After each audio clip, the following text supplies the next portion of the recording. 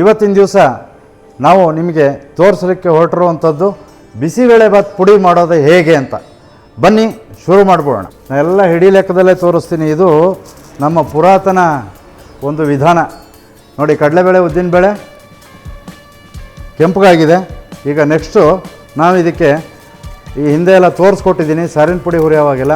ನೋಡಿ, ಅದರ ಹಸಿ ಇರೋದ್ರಿಂದ ಆ ಸೌಂಡ್ ಬರುತ್ತೆ ನೋಡಿ, ಉಸ್ ಅಂತ. ಸಿಮ್ಮಲ್ಲಿ ಇಟ್ಕೊಂಡು ಮಸಾಲೆ ಹುರಿದ್ರೆ ಭಾಳ ಚೆನ್ನಾಗಿ ಬರುತ್ತೆ. ಯಾಕೆಂದರೆ ಬಿಸಿಬೇಳೆಭಾತ್ ಪುಡಿ ಆರದ ಮೇಲೆ ಪುಡಿ ಮಾಡ್ಕೊಂಬಂದಿದ್ದೀನಿ. ಹೀಗಿದೆ ನೋಡಿ. ಸ್ನೇಹಿತರೆ ನಮಸ್ಕಾರ, ನಾನು ಶ್ರೀಧರ್ ಮೂರ್ತಿ, ಶ್ರೀ ಕೇಟ್ರರ್ಸ್ ಮೈಸೂರು. ಈ ಶ್ರೀ ಕೇಟ್ರರ್ಸ್ ಕಳೆದ 25 ವರ್ಷಗಳಿಂದ ಬಹಳ ಅಚ್ಚುಕಟ್ಟಾಗಿ ನಡ್ಕೊಳ್ತಾ ಬಂದಿದೆ. ಎಲ್ಲ ನನ್ನ ಗ್ರಾಹಕ ದೇವರುಗಳ ಪ್ರೀತಿಗೆ ಪಾತ್ರವಾಗಿದೆ. ನಿಮ್ಮ ಮನೆಯಲ್ಲಿನ ಎಲ್ಲ ಶುಭ ಸಮಾರಂಭಗಳು, ಮದುವೆ, ಗೃಹ ಪ್ರವೇಶ, ನಾಮಕರಣ, ಮುಂಜಿ ಇತ್ಯಾದಿ ಫಂಕ್ಷನ್ಗಳು, ಎಷ್ಟು ದೊಡ್ಡ ಕಾರ್ಯಕ್ರಮ ಆದರೂ ಪರವಾಗಿಲ್ಲ, ಎಷ್ಟು ಸಾವಿರ ಜನಗಳದಾದರೂ ಪರವಾಗಿಲ್ಲ, ಅದನ್ನು ಅಚ್ಚುಕಟ್ಟಾಗಿ ಎಲ್ಲೂ ಚ್ಯುತಿ ಬಾರದಂತೆ ನಡೆಸ್ಕೊಳ್ತೀವಿ. ನಿಮ್ಮ ಯಾವುದೇ ಅವಶ್ಯಕತೆಗಳಿಗೆ ನನ್ನ ನಂಬರ್ಗೆ ಸಂಪರ್ಕಿಸಿ. ನೀವಿರುವಲ್ಲಿಗೆ ಬಂದು ನಾವು ಆರ್ಡ್ರನ್ನ ತೊಗೋತೀವಿ ಅಂತ ಹೇಳ್ತೀನಿ. ನಮಸ್ಕಾರ. ಇವತ್ತಿನ ದಿವಸ ನಾವು ನಿಮಗೆ ತೋರಿಸಲಿಕ್ಕೆ ಹೊರಟಿರುವಂಥದ್ದು ಬಿಸಿಬೇಳೆಭಾತ್ ಪುಡಿ ಮಾಡೋದು ಹೇಗೆ ಅಂತ. ಬನ್ನಿ ಶುರು ಮಾಡಿಬಿಡೋಣ. ಸ್ಟವ್ ಹಚ್ಕೊಂಡಿದ್ದೀನಿ. ಮೊದಲಿಗೆ ಈ ಸಾರಿ ನೋಡಿ, ನಾವು ಹಿಂದೆ ಎಲ್ಲ ಮಸಾಲೆ ಹುರಿಯುವಾಗ ಕಡಲೆಕಾಯಿ ಎಣ್ಣೆ ಬಳಸ್ತಾ ಇದ್ವಿ. ಇತ್ತೀಚಿನ ದಿನಗಳಲ್ಲಿ ಕಡಲೆಕಾಯಿ ಎಣ್ಣೆ ಅಂತ ಅನ್ನೋದು 200-220 ರೂಪಾಯಿ ಸಿಗುತ್ತೆ. ಅದು ಎಷ್ಟು ಪ್ಯೂರ್ ಆಗಿರುತ್ತೆ, ಏನು ಎತ್ತ ಅಂತ ಅನ್ನೋದು ನಮಗೆ ಗೊತ್ತಿರಲ್ಲ. ನಾವೇನೋ ಕಡಲೆಕಾಯಿ ಎಣ್ಣೆ ಅಂತ ಮಾರ್ತಾರೆ, ತರ್ತೀವಿ, ಹಾಕ್ತೀವಿ, ಅದು ಒಂದು ಲೆಕ್ಕ. ಆದರೆ ನನಗೆ ಭಾಳ ಅತ್ಯುತ್ತಮವಾದ ಪ್ರಾಡಕ್ಟು ಸತ್ವ ಕಡಲೆಕಾಯಿ ಎಣ್ಣೆ ಸಿಕ್ಕಿದೆ ನಮಗೆ. ಈ ಕಡಲೆಕಾಯಿ ಎಣ್ಣೆ ಕೋಲ್ಡ್ ಪ್ರೆಸ್ ಆಯಿಲು, ಪ್ಯೂರ್ ಕಡಲೆಕಾಯಿ ಬೀಜದಿಂದಲೇ ತೆಗೆದಿರೋವಂಥದ್ದು. ಅದರಲ್ಲಿ ಇವತ್ತು ಮಸಾಲೆ ಹುರಿದು ನಿಮಗೆ ತೋರಿಸ್ತೀನಿ. ನಿಮಗೇನಾದರೂ ಈ ಆಯಿಲ್ ಬೇಕು ಅಂತ ಅಂದರೆ ಇಲ್ಲಿ ಕಾಣ್ತಾ ಇರುವಂಥ ನಂಬರ್ಗೆ ವೆಬ್ಸೈಟ್ಗೆ ಇದು ಮಾಡಿ ನೀವು ಆನ್ಲೈನ್ಲೇ ತರಿಸ್ಕೋಬೋದು. ಅಲ್ಲಿ ಕಡಲೆಕಾಯಿ ಎಣ್ಣೆ, ಕೊಬ್ಬರಿ ಎಣ್ಣೆ, ಕಾಯಿ ಎಣ್ಣೆ ಬೇರೆ, ಕೊಬ್ಬರಿ ಎಣ್ಣೆ ಬೇರೆ, ಇಷ್ಟು ಸಿಗುತ್ತೆ. ಮತ್ತು ಹರಳೆಣ್ಣೆ ಕೂಡ ಸಿಗುತ್ತೆ. ತುಂಬ ಚೆನ್ನಾಗಿದೆ ಎಣ್ಣೆ. ನೋಡಿ, ನಿಮ್ಮ ಎದುರುಗಡೆನೇ ಓಪನ್ ಮಾಡಿ ಹಾಕ್ತಿದ್ದೀನಿ. ಶುರು ಮಾಡೋಣ. ಬಿಸಿಬೇಳೆಭಾತ್ ಪುಡಿ ಹುರಿಯೋದು ಹೇಗೆ ಅಂತ. ಮೊದಲಿಗೆ ಒಂದು 50 ml ಸತ್ವ ಕಡಲೆಕಾಯಿ ಎಣ್ಣೆ ಹಾಕ್ಕೊತಿದ್ದೀನಿ. ನೋಡಿ, ಬಾಣಲೆಗೆ ಹಾಕ್ತಾ ಇದ್ದಂಗೆ ಆ ಕಡಲೆಕಾಯಿ ಎಣ್ಣೆದು ಪ್ಯೂರಿಟಿ, ಆ ಘಮ ನೋಡಿ. ಇದು ಎಲ್ಲೋ ನನಗೆ, ನಾವು ಸ್ಟಾರ್ಟಿಂಗಲ್ಲಿ 83ನೇ ಇಸ್ವಿಲಿ ಕೆಲಸಕ್ಕೆ ಬಂದ್ವಿ.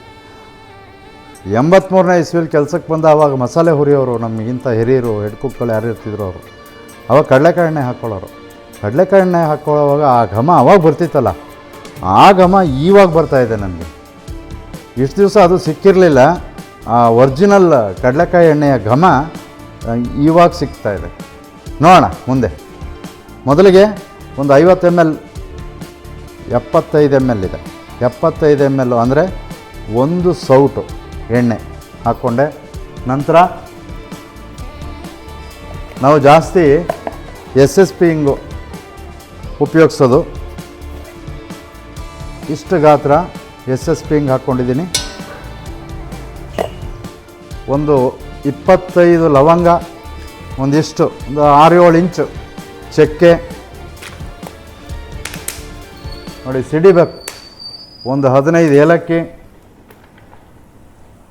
ಒಂದು ಜಾಯಿಕಾಯಿ, ಸ್ವಲ್ಪ ಜಾಪತ್ರೆ,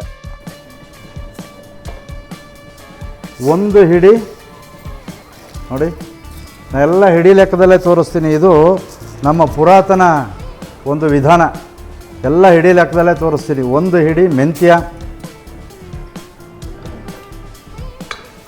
ನೋಡಿ, ಮೆಂತ್ಯ ಒಂಚೂರು ಆಗಬೇಕು. ಯಾರೋ ಕೇಳಿದ್ರು, ಎಲ್ಲ ಏನು ಮಾಡ್ತಾರೆ, ಬರೀ ವಿಡಿಯೋ ನೋಡ್ಬಿಟ್ಟು ಇದು ಜಾಸ್ತಿ ಆಗಲಿಲ್ವಾ, ಅದು ಜಾಸ್ತಿ ಆಗಲಿಲ್ವಾ ಅಂತ ಅಂದ್ಬಿಟ್ಟು ಕೇಳ್ತಾರೆ. ಬಟ್ ಹಾಗಲ್ಲ. ಅದು ನನ್ನ ಈ 41 ವರ್ಷ ಈ ಒಂದು ಸುದೀರ್ಘವಾದ ಅನುಭವದಲ್ಲಿ ಬಹಳಷ್ಟು ಏರುಪೇರುಗಳು ಆಗಿದೆ, ಬಹಳಷ್ಟು ಪ್ರಶಂಸೆಗಳು ಬಂದಿದೆ. 2 ಹಿಡಿ ಕಡಲೆಬೇಳೆ ಹಾಕ್ಕೊಂಡಿದ್ದೀನಿ. ನಾವು ಇಲ್ಲಿ ವಿಡಿಯೋಗೋಸ್ಕರ ಒಂದು ತೋರಿಸೋದು, ಮತ್ತು ಅಲ್ಲಿ ಮಾಡಲಿಕ್ಕೆ ಏನೋ ಬೇರೆ ಥರ ಮಾಡೋದು ಆ ಥರ ಲೆಕ್ಕಾಚಾರ ಇಲ್ಲ. ಇಲ್ಲಿ ನಾವೇನು ಮಾಡ್ತೀವಿ ಅದನ್ನೇ ನಿಮಗೆ ತೋರಿಸ್ತೀವಿ. ಇದೇ ರಿಸಲ್ಟು ನಿಮ್ಮಲ್ಲೂ ಬರಬೇಕು ಅಂತ ಅಂದ್ಬಿಟ್ಟು ನಾವು ಎಕ್ಸ್ಪೆಕ್ಟ್ ಮಾಡ್ತೀವಿ. ಆಯಿತಾ? ನೋಡಿ, 2 ಹಿಡಿ ಕಡಲೆಬೇಳೆ, 2 ಹಿಡಿ ಉದ್ದಿನಬೇಳೆ ಹಾಕ್ಕೊಂಡಿದ್ದೀನಿ. ನಾನು ಏನು ಹಾಕ್ತೀನಿ ಅದನ್ನು ಹಾಗೆ ಹಾಕಿ ಸಾಕು. ಇವು ವಿಡಿಯೋ ನೋಡಿ ಅದು ಜಾಸ್ತಿ ಆಯಿತು ಇದು ಜಾಸ್ತಿ ಆಯಿತು ಅಂತ ಅನ್ನೋ ಲೆಕ್ಕಾಚಾರ ಬೇಡ. ಇಲ್ಲಿ ಮಾಡೋಕ್ಕೊಂದು ನೋಡೋಕ್ಕೊಂದು ನಾವು ಎಲ್ಲೂ ಮಾಡಲ್ಲ ಅಂತ ನಿಮ್ಮಲ್ಲಿ ಸವಿನಯವಾಗಿ ಹೇಳ್ತಿದ್ದೀನಿ. ಏನು ಮಾಡ್ತೀವಿ ಅದನ್ನು ನೋಡಿ ಮಾಡಿ, ಚೆನ್ನಾಗೇ ಬರುತ್ತೆ. ನಾನು ಹೇಗೆ 41 ವರ್ಷ ಹೇಗೆ ನೆನಪಿದೆ ಅಂತ ಅಂದರೆ, ನಾನು ಇನ್ನೂ ಚಿಕ್ಕ ಹುಡುಗಾಗ ನಮ್ಮದೆಲ್ಲ ಒಂದಷ್ಟು ಆವಾಗಿನ ಒಂದು ಟೆನೆನ್ಸಿ ಆ್ಯಕ್ಟಲ್ಲಿ ಒಂದಷ್ಟು ಜಮೀನು ಇದು ಎಲ್ಲ ಹೋಗ್ಬಿಡ್ತು. ಆವಾಗ ಅಕ್ಷರಶಃ ನಮ್ಮ ಇಡೀ ಕುಟುಂಬ ಬೀದಿಗೆ ಬಂತು. ಬೀದಿಗೆ ಬಂದಾಗ ಏನು ಮಾಡಬೇಕು? ಹೊಟ್ಟೆಪಾಡು ಮಾಡಲೇಬೇಕಲ್ಲ. ಆ ಹೊಟ್ಟೆಪಾಡಿಗೋಸ್ಕರ ನಾವು ಇಂದಿರಾ ಗಾಂಧಿಯವರ ಹತ್ಯೆ ಆಗಿತ್ತು ಅವತ್ತು. ಬರೀ ಹಾಲಿನ ಲಾರಿ ಹತ್ಕೊಂಡು ಮೈಸೂರಿಗೆ ಬಂದೆ ನಾನು. ಮೈಸೂರಿಗೆ ಅಂತ ಅಂದರೆ ಇಲ್ಲಿಂದ ಒಂದು 35 ಕಿಲೋಮೀಟ್ರು, ಒಂದು ಕುಗ್ರಾಮದಲ್ಲಿದ್ದವರು ನಾವು. ಆ ಹಾಲಿನ ಲಾರಿ ಹತ್ಕೊಂಡು ನಾನು ಮೈಸೂರಿಗೆ ಬಂದೆ.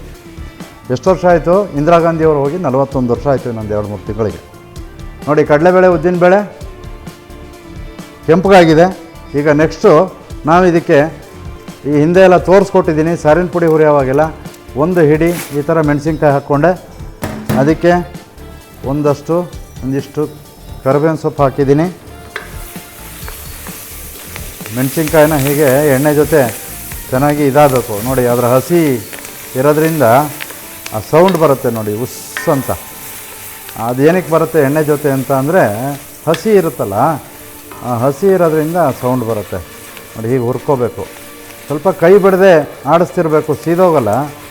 ಮೆಂತ್ಯ ಏನು ಸೀದೋಗಲ್ಲ. ಕಡಲೆಬೇಳೆ ಉದ್ದಿನಬೇಳೆ ಬೀಳೋವಾಗ ಯಾವ ಲೆಕ್ಕಾಚಾರದಲ್ಲಿರುತ್ತೆ ಅದೇ ಲೆಕ್ಕಾಚಾರದಲ್ಲೇ ಮೆಂತ್ಯ ಇರುತ್ತೆ. ಕೈ ಆಡಿಸ್ತಿರ್ಬೇಕು, ಹೀಗೆ ಚೆನ್ನಾಗಿ ಹುರ್ಕೋತಿರ್ಬೇಕು. ಹುರ್ಕೊಳ್ಳೋವಾಗ ನಿಮಗೆ ಯಾವುದು ಕೂಡ ಎಲ್ಲೂ ಸೀದೋಗಲ್ಲ. ಉರಿ ಕಮ್ಮಿ ಇರಬೇಕು. ನೆಕ್ಸ್ಟು ಧನಿಯಾ. 1 ಹಿಡಿ ಮೆಣಸಿನ್ಕಾಯಿಗೆ 1, 2, 3, 4, 5, 6 ಹಿಡಿ ಧನಿಯಾನೂ ಅಷ್ಟೇ ಇದ್ರ ಜೊತೆ ಕ್ಲೀನಾಗಿ ಹುರಿಬೇಕು. ಇದಾದ ನಂತರ ಈ ಪುಡಿ ಮಾಡಿರ್ತೀನಲ್ಲ, ಮತ್ತೆ ನಿಮಗೆ ಮುಂದಿನ ಒಂದು ಎಪಿಸೋಡಲ್ಲಿ ತೋರಿಸ್ತೀನಿ ಇದೇ ಪುಡಿಯಲ್ಲಿ ಬಿಸಿಬೇಳೆ ಬಾತ್ ಹೇಗೆ ಮಾಡಬೇಕು ಅಂತ ಹೇಳಿ. ಆ ಕತೆ ಮುಂದುವರಿಸ್ತೀನಿ ಧನಿಯಾ ಆಗೋವರೆಗೂ.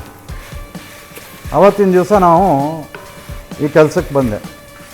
ಈ ಕೆಲಸಕ್ಕೆ ಬಂದಮೇಲೆ ನನ್ನ ಒಂದು 16ನೇ ವಯಸ್ಸಿಗೆ ನಾನು ಹೆಡ್ ಕುಕ್ ಆದೆ. ಯಾತಕ್ಕೆ ಅಂತ ಅಂದರೆ, ನಮಗೆ ಯಾವುದೇ ಮನುಷ್ಯನಿಗಾಗಲಿ ಕಲಿಬೇಕು ಅಂತ ಅನ್ನೋ ಹಂಬಲ, ಆ ಹಸಿವು, ಕಲಿಬೇಕು ಅಂತ ಅನ್ನೋ ಹಸಿವು ಯಾವ ಮನುಷ್ಯನಲ್ಲಿ ಜಾಸ್ತಿ ಇರುತ್ತೆ ಆತ ಬೇಗ ಯಾವುದೇ ವಿದ್ಯೆನೂ ಕರಗತ ಮಾಡ್ಕೊಳ್ತಾನೆ. ನೋಡಿ, 1 ಹಿಡಿ ಜೀರಿಗೆ ಹಾಕಿದ್ದೀನಿ.